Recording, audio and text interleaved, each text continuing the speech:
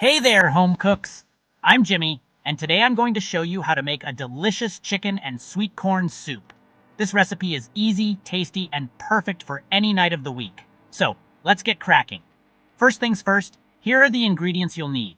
2 chicken breasts, 1 can of sweet corn, 1 onion, 2 cloves of garlic, 1 liter of chicken broth, 1 tablespoon of soy sauce, 2 teaspoons of cornstarch, salt and pepper to taste.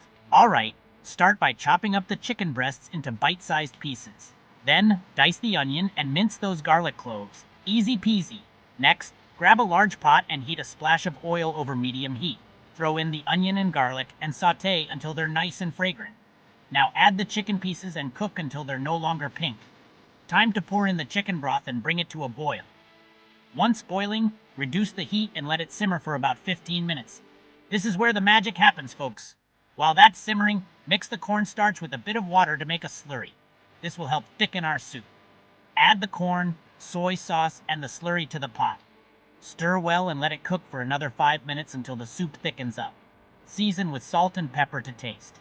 Give it a final stir and voila! You've got yourself a hearty chicken and sweet corn soup. Ladle it into bowls. Maybe garnish with some chopped spring onions if you're feeling fancy. And there you have it. If you enjoyed this recipe, don't forget to hit that like button and subscribe for more delicious recipes.